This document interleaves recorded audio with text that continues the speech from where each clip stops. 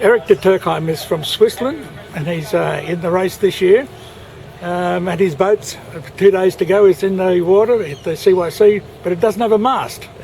That's correct, yes. We broke, a couple of days ago, we broke a hook at the top of the mast, and which teared a little bit the top of the mast. It's being repaired at the moment, and will be probably with the mast on the boat this afternoon around 5 o'clock. Excellent. So it'll be in the boat today, and then what? A bit of a test sail tomorrow. Test tomorrow, yes. Yeah, there you go.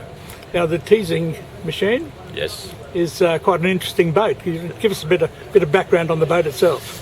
Yeah, I'm sailing since I'm a very young kid. Started with dinghies, 470s, offshore racing from the age of 17, 18. Raced a lot in the right up to the mid-70s, and starting to work the usual, Yep. Still doing a bit of racing, keel boats, and about 6 years ago, started to have a little bit more time. Went on to sail Melges 32 for 4 seasons, and I wanted to go back to offshore racing. So I built a teasing machine, a 43-foot, designed by Bernard Nivelt, who is really a great specialist of IRC rating. And I wanted a boat which we are able to sail no more than 10 crew, because otherwise it becomes very cumbersome. It's different organization, it's totally different ambiance on the boat. Here we all come more or less from La Rochelle, we all know each other, and so that was the philosophy of the boat when we started. Excellent. And you've had a lot of success with the boat too, haven't you? Yeah. I mean, the boat is fast. It has very good rating.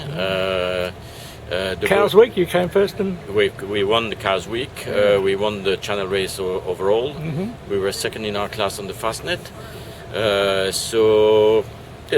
What is she like? Is she like heavy weather or light weather, or is it an all-rounder? Or? It's a very good all-rounder. The weakness is more in the sort of 10 to 13 knots or 9 to 12 knots. It's this sort of medium. Mm-hmm. Lighter boats like Care 40 will lift off faster than us, but we are more powerful than them. So if it's a powerful reaching, we're going to be very, very good. We have a long keel, and as a result, in very light wind, we're pretty good.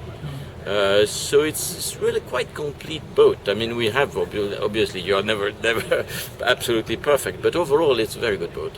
Well, the weather plan for this race is a little bit of heavy stuff. So yeah, the first night especially. The first night is going to be against the wind. The boat is powerful, so looks powerful, yes. It is powerful, and it's more going to be how we cope, and depends on the size of the waves and how messy it is. Well, it's wind against current. That's the big problem. That's why it's going to be. We're going to have to be careful in that type of environment. But we got the power. It's just going to be to manage safely.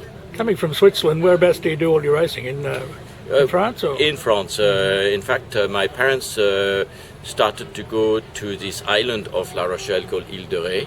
Mm-hmm. And I sailed. I had my first dinghy when I was 7 years old. I built it with my father, and sailed all my life there, and in La Rochelle, and obviously offshore racing was the channel was England, and all the race program over there.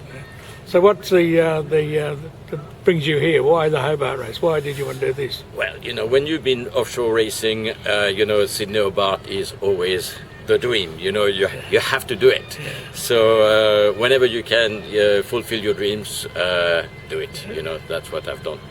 So Eric, what happens after you finish the Hobart race? Where are you off to then? Well, after the Hobart race, I'll be going down to the Great Barrier Reef, where I have a cruising boat, a 90 feet reinforced aluminium boat, designed by Michel Joubert, who is the co-architect with Bernard Nivelt.